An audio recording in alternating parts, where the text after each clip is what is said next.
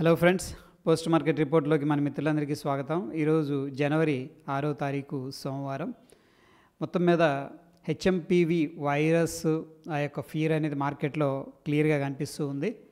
అయితే ఈరోజు సెక్టార్స్లో ఫ్రెండ్స్ మనం చూసుకున్నట్లయితే PSU bank, energy, construction, metal significant లూజర్స్గా ఉన్నాయి. అయితే లెస్ ఇంపాక్ట్ అయిన ఐటీ, హెల్త్ కేర్, ఫార్మా అనేది కనిపిస్తుంది. సో ఎప్పుడైతే ఫ్రెండ్స్ మనకి కోవిడ్ టైంలో కూడా ఫార్మా, హెల్త్ కేర్ కానీ ఐటీ సెక్టర్ స్ట్రాంగ్గా ఉన్నాయి. మిగతావి ఏంటంటే రొటేట్ అవుతూ వచ్చినాయి. సేమ్ ప్యాటర్న్ అనేది ఇక్కడ రిపీట్ అవుతూ ఉంది. అయితే ఈరోజు పిఎస్యు బ్యాంకులో సిగ్నిఫికెంట్గా 4% డ్రాప్ అనేది జరిగింది. దాని తర్వాత ఎనర్జీలో 3% జరిగింది. ఈరోజు సెన్సెక్స్ అనేది 1400 పాయింట్ల దాకా కిందకు వెళ్ళిపోవడం అనేది జరిగింది ఫ్రెండ్స్. అఫ్కోర్స్ రీజన్ ఏంటంటే కొద్దిగా ఫీర్ అనేది ఉంది. హెచ్ఎంపివి వైరస్ ఏదైతే ఉందో ఆ వైరస్ దాని యొక్క ఫీర్ అనేది మార్కెట్లో క్లియర్గా కనిపిస్తూ ఉంది. అదే ఫ్రెండ్స్, ఇక్కడ ఏంటంటే బెంగళూరులో కొన్ని కేసులు అనేది నమోదైనాయి. అయితే చిన్నపిల్లలకి రావడం అనేది జరిగింది.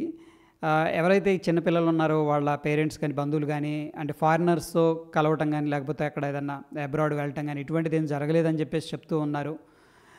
అయితే నిపుణులు, డాక్టర్స్ ఏం చెప్తున్నారంటే ఇది అంతటా ఉంది, across the globe, winter season కాబట్టి వచ్చింది అని చెప్పేసి చెప్తున్నారు. దీనివల్ల పెద్దగా సివియారిటీ ఉండదని చెప్పేసి చెప్తూ ఉన్నారు. ఎనీహౌ ఏంటంటే సోషల్ మీడియాలో కానీ, టీవీలో కానీ ఈ న్యూస్ అనేది ప్రస్తుతం హాట్గా మారిపోయింది.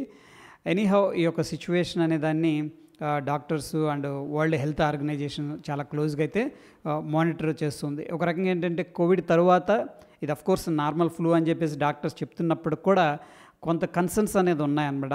అంటే మన ఇండియా లాంటి కంట్రీస్ చూసుకున్నట్టయితే పాపులేషన్ చాలా ఎక్కువగా ఉంది. సో ఏదన్నా చిన్న బ్యాడ్ అనేది జరిగితే కూడా ఈజీగా స్ప్రెడ్ అయిపోతూ ఉంటుంది. అందుకని గవర్నమెంట్ ఆఫ్ ఇండియా కూడా ఏంటంటే స్పెషల్గా దీని మీద ఫోకస్ అనేది చేస్తూ ఉన్నట్టు తెలుస్తూ ఉంది. ఇక రెండో విషయం వచ్చేసరికి Q3 ఎర్నింగ్స్ అనేది కూడా ఎలా ఉంటాయి అని చెప్పేసి అందరూ కూడా ఆసక్తిగా ఎదురు చూస్తూ ఉన్నారు. అయితే ఫ్రెండ్స్, ఎర్నింగ్స్ ఇచ్చే ముందు ఏంటంటే బిజినెస్ అప్డేట్ అనేది చెప్తూ ఉంటారు. అంటే మా బిజినెస్ ఎలా ఉంది, బాగుంది, బాగాలేదు, సో అనమాట. సో చాలా వాటి కంపెనీలు బిజినెస్ అప్డేట్ అయితే చేశాయి. అవి మిక్స్డ్ రిజల్ట్స్ అనేది మనకు కనిపిస్తూ ఉన్నాయి. ఎనీహౌ కొద్దిగా అన్సర్టనిటీ ఉంది. ఇటువంటి సిచ్యువేషన్లో రిజల్ట్స్ ఎలా ఉంటాయి, ఎలా కంపెనీ అనేది ప్రజెంట్ చేస్తుందని చెప్పేసి అందరూ కూడా ఆసక్తిగా ఎదురు చూస్తూ ఉన్నారు. దాని తర్వాత ఫ్రెండ్స్ మనం చూసుకున్నట్లయితే డాలర్ కూడా సిగ్నిఫికెంట్గా స్ట్రాంగ్ అయిపోయి పైకి వెళ్తూ ఉంది. అయితే డెఫినెట్గా ఏంటంటే మనం ఇంతకుముందు చెప్పుకున్నట్టు మనం ఇంపోర్ట్ ఏదైతే చేసుకుంటామో దానివల్ల ఏంటంటే ఎక్కువగా మనం పే చేయాల్సి వస్తుంది. బట్ ఏవైతే ఎక్స్పోర్ట్ చేస్తుంటామో లైక్ ఐటీ సేవలు కానీ అండ్ ఫార్మాకి సంబంధించిన ఈ ఎక్విప్మెంట్స్ ఇటువంటివి మనకి వాటి ద్వారా లాభం అనేది వచ్చే అవకాశం ఉంది. ముఖ్యంగా ఐటీ కంపెనీలు, ఎందుకంటే 65% అరౌండ్ ఏంటంటే క్లయింట్స్ అంతా యూఎస్ ఉన్నారనమాట. వాళ్ళు డాలర్లో పే చేస్తారు. దాన్ని ఇండియన్ రూపీలో కన్వర్ట్ చేసినప్పుడు వాళ్ళ యొక్క ప్రాఫిట్స్ అనేది జంప్ అయ్యే అవకాశం ఉంది. ఇక ఇంతకుముందు మనం మాట్లాడుకున్నట్టు ఎఫ్ఐఎస్ వీళ్ళందరూ కూడా వెళ్ళిపోతూ ఉన్నారు. అండ్ బ్రాడర్గా కూడా సెల్లింగ్ అనేది జరుగుతుంది. ఓన్లీ ఇండియా అని కాకుండా అక్రాస్ ద గ్లోబ్ అనేది కూడా కొద్దిగా సెల్లింగ్ అయితే జరుగుతూ ఉంది. అట్ ద సేమ్ టైం ఏంటంటే ఇండియన్ మార్కెట్స్ని ఇన్ఫ్లుయెన్స్ చేయడానికి చైనా ఒకటి, దాని తర్వాత ఏంటంటే యుఎస్, అంటే ట్రంప్ గారి ఇనాగ్రేషన్ కూడా ఉంది. కాబట్టి ఈ factors, next geo political factors ఏవైతే ఉన్నాయో ఇవి కూడా నెక్స్ట్ మార్కెట్స్ యొక్క సెంటిమెంట్ని డ్రైవ్ చేసే ఆస్కారం ఉంది ఫ్రెండ్స్. అయితే మోర్గన్ స్టెయిన్లే ఈ సంస్థ ఏం చెప్తుందంటే ఇండియా అనేది రెడీగా ఉంది ఎమర్జింగ్ మార్కెట్లో లీడ్ చేయడానికి అని చెప్పేసి చెప్తుంది. ముఖ్యంగా ఎమర్జింగ్ మార్కెట్లో మనకి చైనా, బ్రెజిల్, ఇండియా అనేది కనిపిస్తూ ఉన్నాయి ఫ్రెండ్స్. వాళ్ళు ఏమంటున్నారంటే ఇండియా లీడ్ చేయడానికి పాసిబిలిటీ ఉందని చెప్పేసి పాజిటివ్గా చెప్పడం అనేది జరిగింది.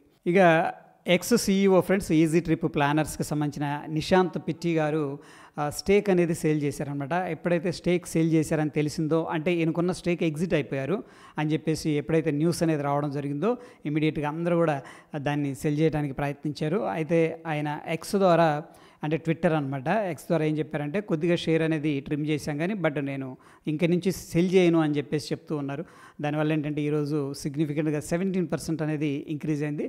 దాంతోపాటుగా ఆయన ఏమన్నారంటే ఈ బిజినెస్ని ఇంకా ముందుకు తీసుకెళ్ళడానికి కొత్త సీఈఓ వచ్చారు అండ్ ఇక్కడ నుంచి కూడా మేము ఏదైతే ఆపర్చునిటీస్ ఉన్నాయో ఆపర్చునిటీస్ మీద మేము ఫోకస్ అనేది చేస్తాం, బిజినెస్ ఎక్స్పాన్షన్ చేస్తాం ఈవెన్ అబ్రాడ్ కూడా అని చెప్పేసి చెప్పడం జరిగింది. ఇక ఫ్రెండ్స్, బజాజ్ ఫైనాన్స్ వచ్చేసరికి 2% అనేది ఇంక్రీజ్ అయింది. అఫ్కోర్స్ బజాజ్ ఫిన్సర్వ్ కూడా రెండు పెరిగాయి ఫ్రెండ్స్. ఎందుకంటే వీళ్ళ బిజినెస్ అప్డేట్ అనేది ఇవ్వడం జరిగింది. గ్రోత్ ఓరియంటెడ్గా ఏంటంటే వీళ్ళు మంచి పాజిటివ్ బిజినెస్ అప్డేట్ అనేది చేశారు. బ్రోకరేజ్ సంస్థలు ఏంటంటే ఫ్రెండ్స్ ఎస్బీఐ కార్డ్స్ మీద పాజిటివ్గా ఉన్నాయి. ఓకే. సో, అందుకనే ఆ యొక్క పర్టిక్యులర్ స్టాక్ ఈరోజు గ్యాప్ అప్ అయింది. అగైన్ ఏంటంటే అక్కడ స్టేబుల్ అయిందని చెప్పేసి చెప్పుకోవచ్చు. అయితే నైకా షేర్స్ ఈ మధ్యకాలంలో అది ఐపీఓ దగ్గర నుంచి కూడా సిగ్నిఫికెంట్‌గా డ్రాప్ అవుతూ వచ్చినాయి ఫ్రెండ్స్. ఫండమెంటల్‌గా ఓకే. గుడ్ కంపెనీ ఇది ప్రస్తుతానికి. అండ్ వీళ్ళ యొక్క సేల్స్ గాని, బిజినెస్ అప్డేట్ కూడా నిన్న చేశారు. అందుకని స్టాక్ ఏంటంటే పాజిటివ్‌గా రియాక్ట్ అయింది. అందరూ కూడా ఏంటంటే ఇక్కడ నుంచి కూడా 180, 190 లెవెల్స్ అనేది ఎక్స్‌పెక్ట్ చేస్తున్నారు. ప్రస్తుతానికి ఈ షేర్ అనేది 170కి దగ్గరగా ట్రేడ్ అవుతూ ఉంది. జేఎస్‌డబ్ల్యూ ఎనర్జీ షేర్ అనేది 5% కంటే కింద పడిపోవడం అనేది జరిగింది. ఆఫ్‌కోర్స్ బ్రాడర్ మార్కెట్ ఒక రీజన్ అయితే ఫ్రెండ్స్, నెక్స్ట్ అనదర్ రీజన్ ఏంటంటే వీళ్ళు ఇంతకుముందు solar energy corporation of India SECI అంటాం కదా, వాళ్ళతో టైఅప్ అయ్యారనమాట. అంటే వీళ్ళిద్దరి మధ్య ఒక ఒప్పందం అనేది కుదిరింది.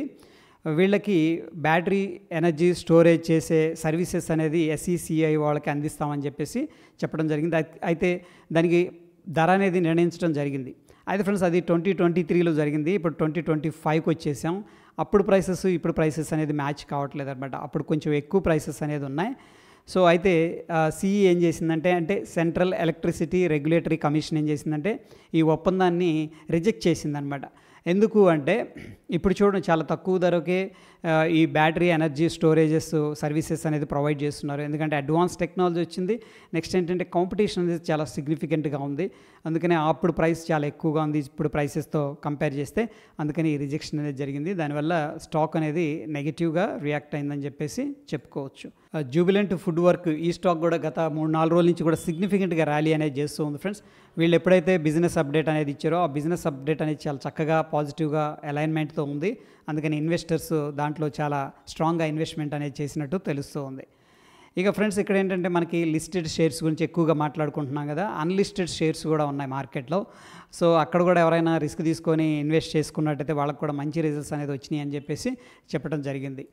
ఇక ఫ్రెండ్స్ ఇక్కడ ఏంజల్ వన్ కూడా బిజినెస్ అప్డేట్ అనేది చేసింది. అందుకని స్టాక్ అనేది ఈరోజు పాజిటివ్గా రియాక్ట్ అయిందని చెప్పేసి చెప్పుకోవచ్చు. అయితే ఫ్రెండ్స్ టైటాన్ వాళ్ళు ఏంటంటే వాళ్ళ యొక్క బిజినెస్ అప్డేట్ అనేది చేశారు. 24% గ్రోత్ అనేది Q3లో ఉంటుందని చెప్పేసి, జ్యువెలరీ సెగ్మెంట్ ఓన్లీ 25% గ్రోత్ అనేది ఉందని చెప్పేసి చెప్పడం జరిగింది. సో ఇక యూనియన్ బ్యాంక్ ఆఫ్ ఇండియా కూడా 7% దాకా డ్రాప్ అయింది. ఎందుకంటే వాళ్ళ యొక్క బిజినెస్ అప్డేట్ అనేది యాక్చువల్గా ఏంటంటే కొన్ని ఎన్పిఎస్ పెరిగే అవకాశం ఉంది. అఫ్కోర్స్ లోన్ గ్రోత్ బుక్ అనేది మోడరేట్గా ఉన్నప్పుడు కూడా మార్కెట్ సెంటిమెంట్ అనేది కొద్దిగా నెగిటివ్గా డ్రాగ్ చేసిందని చెప్పేసి చెప్పుకోవచ్చు. ఐపీఓస్ అనేది మనం తీసుకున్నట్టయితే పరమేశ్వర్ మెటల్స్ లిమిటెడ్ ఐపీఓకి ఈరోజు క్లోజ్ అయిపోయింది ఫ్రెండ్స్. బిడ్డింగ్ అయిపోయింది. అయితే చూడండి, ఓవరాల్గా 531 టైమ్స్ అనేది ఓవర్ సబ్స్క్రిప్షన్ జరిగింది. దీంట్లో ఇన్వెస్ట్ చేయాలంటే మనకి 1,14,000 రూపాయలు అనేది అవసరం అవుతుంది. అండ్ అది SME category. Another SME category Davinsons retail అనేది కూడా ఈరోజు క్లోజ్ అయిపోయింది.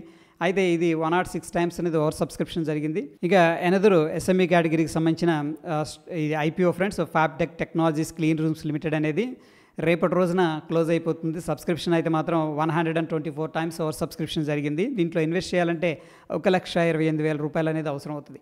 అయితే ఒక మిత్రుడు కామెంట్ రూపంలో అడిగారు. సో ఫ్రెండ్స్ ఇవి ఎస్ఎంఈ కాబట్టి ఎస్ఎంఈ కేటగిరీ కాబట్టి దీంట్లో మనం ఇన్వెస్ట్ చేసేటప్పుడు కానీ కొనేటప్పుడు అప్లై చేసుకునేటప్పుడు మొత్తం కూడా లాట్స్లో ఉంటుంది అనమాట.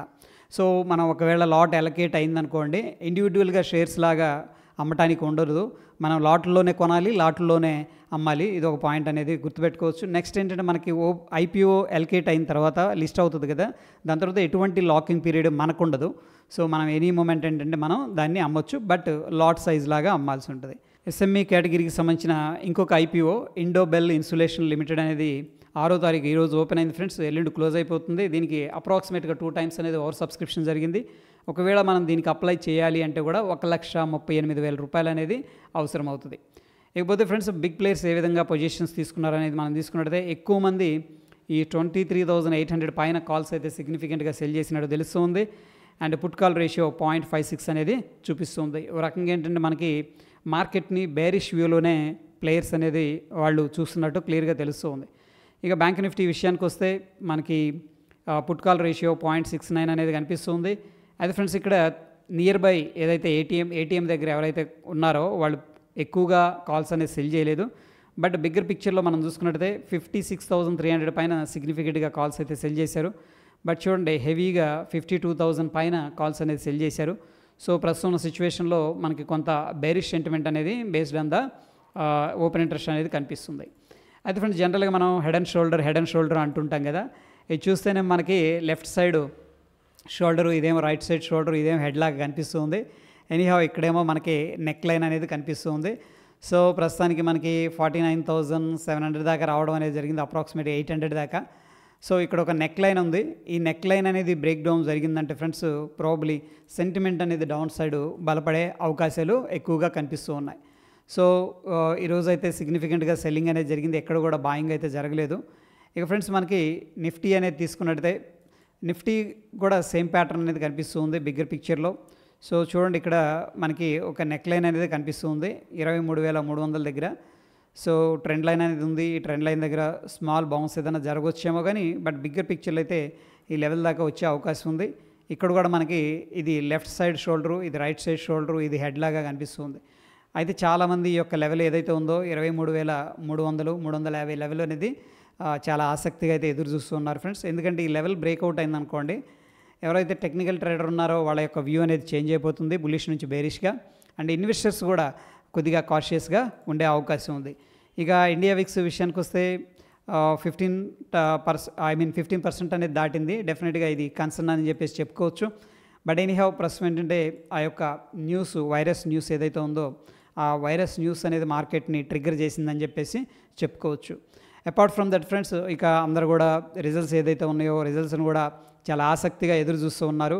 నెక్స్ట్ ఏంటంటే ఇంతకుముందు మనం అనుకున్నాం డాలరు పెరుగుతూ ఉంది, ఇండియన్ రూపీ డిక్రీజ్ అయిపోతుంది.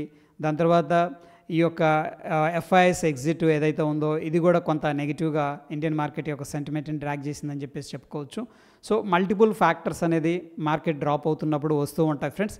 ప్రస్తుతం ఉన్న సిచ్యువేషన్లో మనకేంటంటే important crucial levels neck line అనేది కనిపిస్తుంది. ఆ లెవెల్ దగ్గర మనం క్లియర్గా వాచ్ చేయాల్సిన సిచ్యువేషన్ అయితే ఉంది. ప్రస్తుతం ఉన్న సిచ్యువేషన్లో చాలామంది నాకు తెలిసి మార్కెట్ని బేరిష్ సైడే చూస్తూ ఉన్నారు. ఇక ఆ లెవెల్స్ దగ్గర ఏదైనా రియాక్షన్ ఏదైనా జరిగితే దాన్ని ఏంటంటే మళ్ళీ లాంగ్ సైడ్ అయితే ప్లాన్ చేస్తారు. లేదు అంటే కూడా ఏదన్నా బ్లూ చిప్ కంపెనీస్ క్వాలిటీగా అనిపిస్తే కూడా మనం లాంగ్ టర్మ్ కోసం యాడ్ చేసుకుంటూ ఉండొచ్చు. సో అది పోస్ట్ మార్కెట్కి సంబంధించిన అప్డేట్స్ ఫ్రెండ్స్. మరొక ఇంట్రెస్టింగ్ ఎపిసోడ్లో మళ్ళీ కలుసుకుందాం ఫ్రెండ్స్. మన వీడియోస్ ఎంతో కొంత ఇన్ఫర్మేటివ్గా ఉన్నాయని అనిపిస్తే తప్పకుండా లైక్ చేసి మీ యొక్క సపోర్ట్ అనేది తెలియజేయండి. ధన్యవాదాలు.